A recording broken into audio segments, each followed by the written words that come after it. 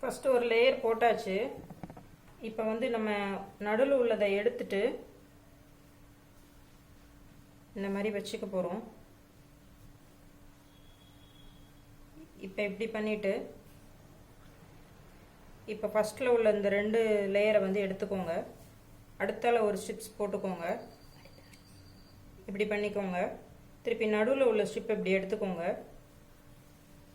இப்படி போட்டுக்கோங்க. அடுத்த ஸ்ட்ரிப்பை இப்படி போட்டுக்கோங்க.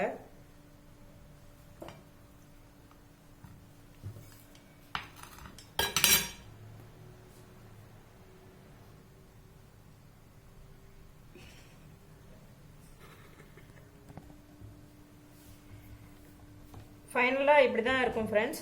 இப்போ இதை வந்து நம்ம ஓவனில் வந்து ஒரு 200 டிகிரி 15 மினிட்ஸுக்கு ப்ரீஹீட் பண்ணியாச்சு.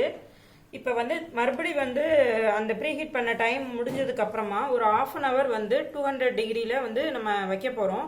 ஃபைனலாக வந்து நம்ம என்ன பண்ண போகிறோம் அப்படின்னா, கொஞ்சம் பால் எடுத்து இந்த மேலே வந்து கொஞ்சம் க்ரீஸ் பண்ணி விட போகிறோம்.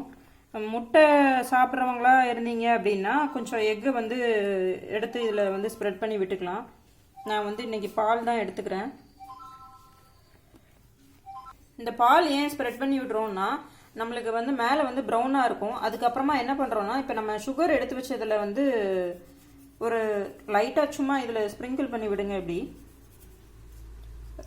நம்மளுக்கு நல்லா ப்ரௌனாக வந்து அந்த கோட்டிங் கிடைக்கும். அதுக்காக தான் நம்ம போடுறோம். கோல்டன் கலரில் வந்து நம்மளுக்கு கலர்ஃபுல்லாக இருக்கும். அதுக்காக தான் நம்ம சுகரை வந்து நம்ம சும்மா ஸ்ப்ரெட் பண்ணி விட்டுறோம். இப்போ வந்து ஓவனில் வச்சிடலாம்.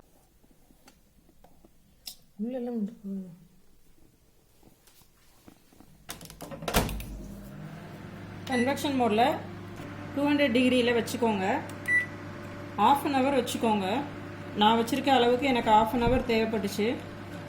நீங்கள் எவ்வளோ அளவு வைக்கிறீங்களோ அதுக்கு தகுந்த மாதிரி இன்க்ரீஸ் பண்ணிக்கோங்க.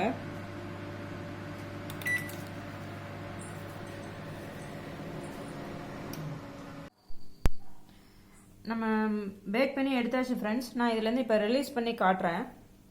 ரெடி ஆயிடுச்சு ஃப்ரெண்ட்ஸ். நம்மளோட ஆப்பிள் பை ரெடி ஆயிடுச்சு. பவுல்லேருந்து ரிலீஸ் பண்ணி எடுத்தாச்சு. நீங்கள் செஞ்சு பார்த்துட்டு எப்படி இருக்குன்னு சொல்லுங்கள். வீடியோ பிடிச்சிருந்தா லைக் பண்ணுங்கள், ஷேர் பண்ணுங்கள், சப்ஸ்கிரைப் பண்ணுங்கள். தேங்க்ஸ் ஃபார் வாட்சிங்.